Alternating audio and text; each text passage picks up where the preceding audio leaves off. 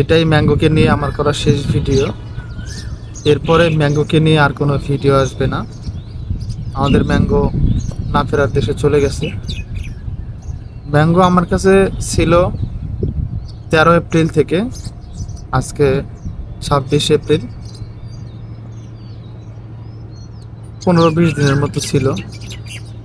এরপরে ওর সাথে অনেক মায়া, অনেক স্মৃতি হয়ে যায়, যার সবগুলোই আমি আপনাদের দেখাই নাই। কিছু কিছু মুহূর্ত দেখাইছি ফেসবুকে বা যে ইউটিউব চ্যানেল আছে এখানে দেখাইছি, সবগুলো দেখানো হয় নাই এবং সবগুলো আমি ক্যাপচারও করতে পারি নাই।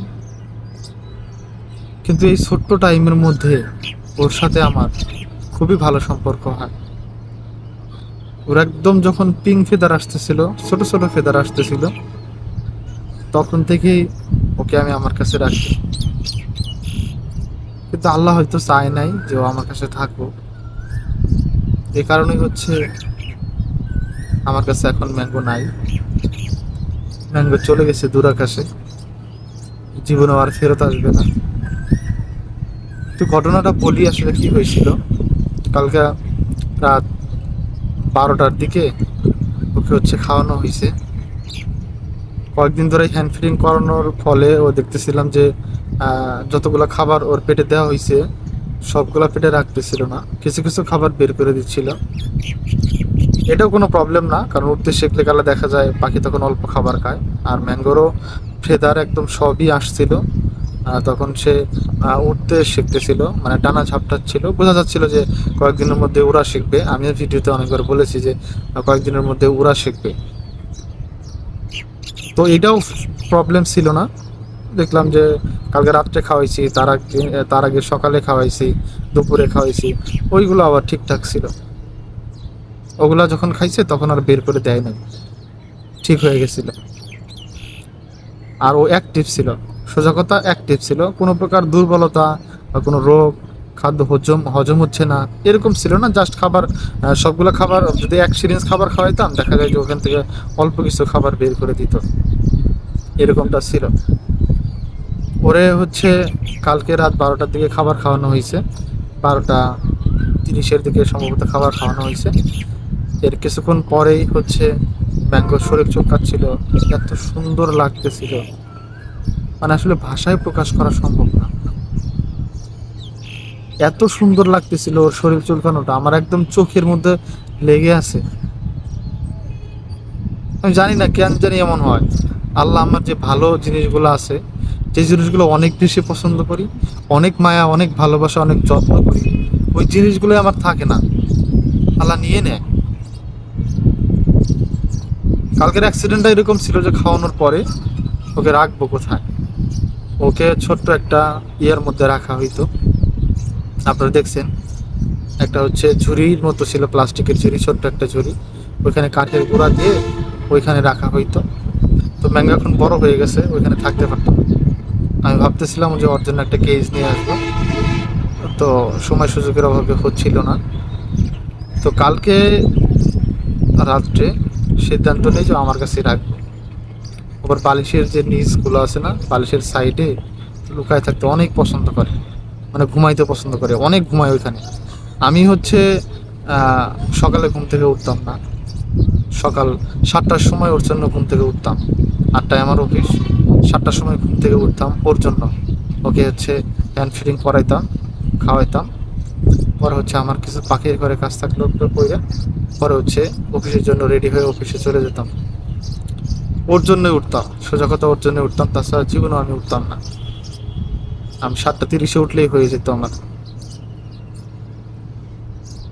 তো যেটা বলছিলাম, ওর জন্য অনেক কষ্ট করছি আমি, সত্যি কথা, যে একটা পাখি হোক যেটা হচ্ছে আমার সাথে সাথে থাকবে।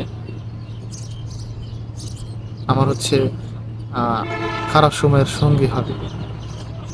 আসলে খারাপ সময়গুলো একাই পার করতে হয়। যারা পাখি পালন করি, আমাদের পাখি অনেক কিছু, ছোটবেলা থেকে অনেক পাখি ভালোবাসতাম, অনেক পাখি ভালোবাসতাম। আগে দেশীয় পাখি ভালোবাসতাম, এখন এগুলো ভালোবাসি। এবং এই পাখিটার দাম আর কয় টাকা বলেন? এই পাখির মতো হাজার হাজার পাখিও যদি আমাকে এনে দেওয়া হয় আমার আসলে মনটা ভরবে না। কালকে রাত্রে কি পরিমাণ কান্না করছি আমি, এটা আসলে ভাষায় প্রকাশ করা সম্ভব না। এত কান্না পাইছে, এত কান্না পাইছে, আমার সত্যি কথা বুকের ভেতর থেকে কান্না চলে আসছে। আমি নর্মালি অনেক শক্ত মানুষ, খুব সহজে খুব সহজে কান্না করে ফেলি না, আমার কান্না আসে না। কিন্তু পাখির প্রতি আমার যে পরিমাণ ভালোবাসা, প্রাণীর প্রতি যে পরিমাণ আমার ভালোবাসা, এটা বলে বোঝানো সম্ভব না। এই ছাদের মধ্যে ওকে নিয়ে অজস্র স্মৃতি আছে আমার, অনেক ভিডিও আছে যেগুলো আমি আপলোড করি নাই। আর আজকে ম্যাঙ্গো আমাদের সাথে নাই। যাই হোক, দুই বালিশের মাঝখানে যে ফাঁকাটা থাকে ওইখানে ওকে রাখা হয়েছিল। তো ও হচ্ছে আমার যে বালিশটা আছে ওই বালিশের নিচে ঢুকে গেছে। তো ঢুকছে জন্য আমি আর ওই দিকে আর করিনি, মাথা রাখিনি, মাথা রাখছি তার ঠিক ওই দিকে। তো মাথা রাখার কারণে এগুলো তো হচ্ছে এই যে ফোম আছে না, এগুলার বালিশ, ঠিক আছে। তো মাথা রাখার কারণে ওই দিকে একটু উঠা হয়েছে, ও আরো ভিতরে ঢুকে গেছে। খুব বেশি ভিতরে ঢুকে নাই, একটু ভিতরে ঢুকছে। পরে হচ্ছে আমি আবার ওখানে হাত রাখছি যাতে ও বের হয়ে না যেতে পারে, কারণ আজকে তো প্রথম ওকে আমার সাথে রাখতেছি। তখন সম্ভবত 12:45 মতো বাজে। এরপরে হচ্ছে 1:22 আমি হচ্ছে জেগে যাই, আমার ওয়াইফ জেগে যায়, হঠাৎ করে আমাকে জেগে দেয়। তো সবার আগে হচ্ছে আমি বালিশটা উঁচা করে ওরে দেখি, দেখার পর দেখি যে একদম নিস্তেজ, প্রাণ নেই। এরপরে টানা 30 মিনিট আমার কোনো কথা বেরোচ্ছিল না ভাই, সত্যি কথা, আপনারা বিশ্বাস করবেন কিনা আমি জানি না, টানা 30 মিনিট আমি কোনো কথাই বলতে পারিনি, একদম ধূপ ধরেছিলাম, পুরো হাতি নিয়ে যা ধূপ ধরেছিলাম আমি। এতটা খারাপ লাগছে আমার, ভাষায় প্রকাশ করা সম্ভব না। এই অল্প কয়েকদিনে ওর সাথে আমার খুব ভালো একটা সম্পর্ক হয়েছিল, এক নিমিষেই সব শেষ হয়ে গেল। যখন আমি ওর এই দেহটা দেখলাম, তখন আমি নিজেকে কন্ট্রোল করতে পারিনি, সত্যি কথা কন্ট্রোল করতে পারিনি, এত খারাপ লাগতেছিল আমার। আমি কি করব, কি বলবো, আর ওর যে স্মৃতিগুলো সব মনে পড়তেছিল, সব মনে পড়তেছিল। আমাদের ম্যাঙ্গো, শেষবারের মতো দেখেন আমাদের ম্যাঙ্গোকে।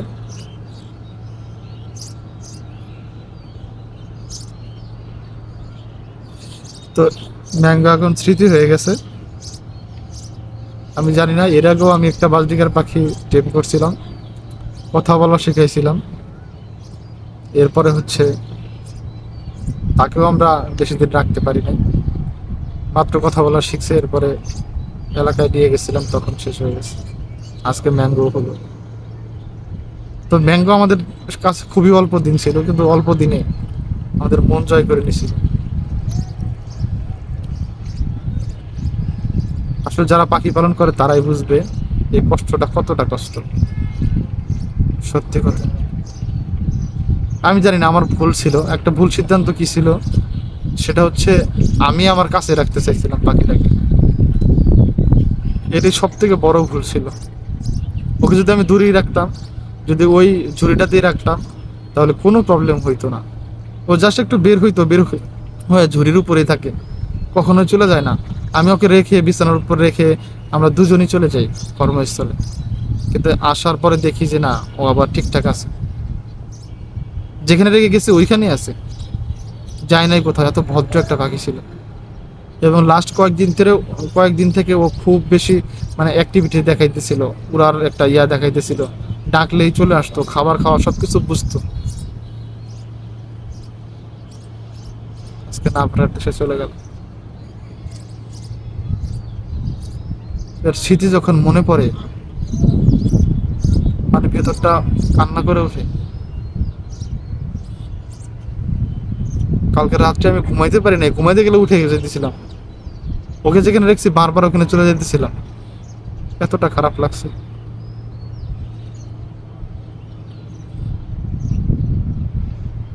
এরপর মনে হয় না আর কোনো পাখিকে আমি টেম করব, কারণ টেম করে যে পাখিটাকে আমি নিজের মতো করে তুলি, সেই পাখিটাই এরকম চলে যায়, যে কোনোভাবে অ্যাক্সিডেন্টলি হোক, যে কোনোভাবে হোক চলে যায়। আমার খুব কষ্ট লাগে এগুলো, অনেক কষ্ট করে বড় করি।